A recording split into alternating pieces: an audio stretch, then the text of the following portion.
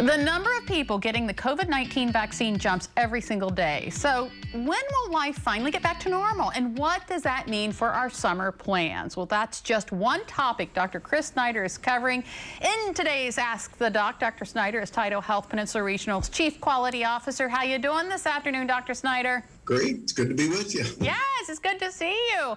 Okay, so we have to start with COVID now that people are getting vaccinated.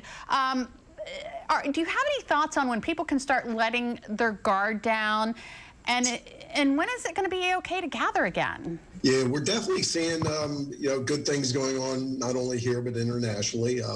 What a relief! I think we have 9 patients in the hospital today, and seeing fewer and fewer show up in the emergency room. So yeah, I think there's a lot of factors involved, and we really need to continue to protect ourselves. I don't think we're going to be able to stop a lot of the gathering issues, et cetera. I'm hoping by summertime, the next 3 months, we'll see a drastic reduction and things getting back to normal. It's interesting, it's almost a year ago today that we were, seeing the first rise and preparing for COVID. So, yeah, I think we're starting to feel a little better and about it. I know the patient types that are coming through the door are much less sick, and we're feeling a huge relief at Tidal Health. Yeah, that's wonderful to hear. And you mentioned the summertime, looking ahead to warmer weather. What's the #1 piece of advice you'd give to folks to stop the spread? I think for now we have to stick with the masks, and the hand hygiene is also very important, especially when protecting yourself from self-infecting.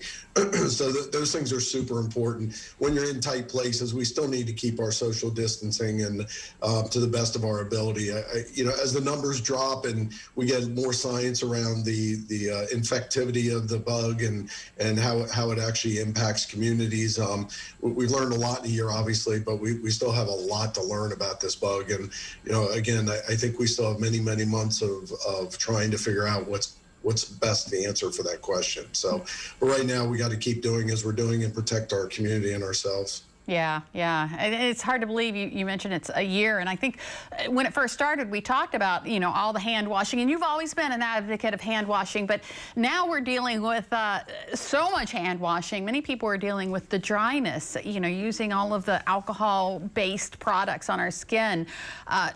What can we do?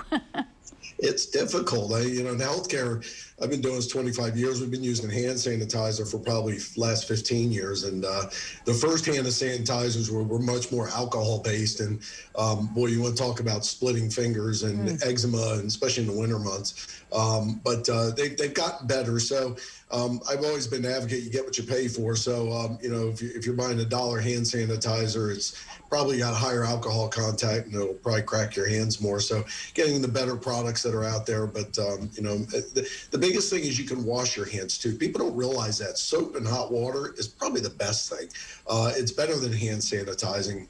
So if you can get to a sink, use hot soapy water, tend to have a lot less breakdown than also of your skin. And wash for 20 seconds. Okay, let's switch focus a little bit. Obviously, it's warming up this week, but we still have people, and I think everybody knows somebody, who is always freezing. Is there something to that? Should we be concerned about that person? Well, I'll tell you, my wife's feet can put you into a cold shock just touching them. Everybody's got their cold parts, and it really is very difficult. There's not a human reason for it. There are some medical conditions that can cause you to have what's called hypothermia, which is a low temperature, but those are rare and few and far between.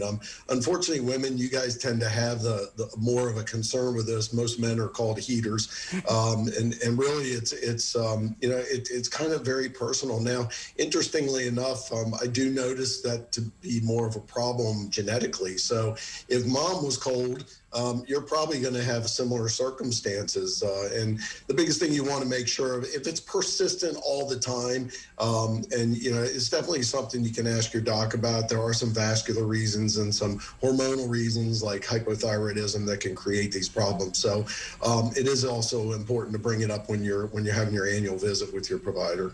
Yeah, never hurts to ask. Okay, here's an interesting question. Why does everyone always say to drink tea when you're not feeling well? Tea's a very interesting potion, you might say, and I think it's something it's been around for centuries. I mean, it's always been the treatment of choice for cold for mom, and it really does help. I think there's a lot of thermal components. Talk about being cold, but I think just the actual warming of the tea really has an impact and really does make you feel better because when you have chills and shakes and you're sick, it warms you up.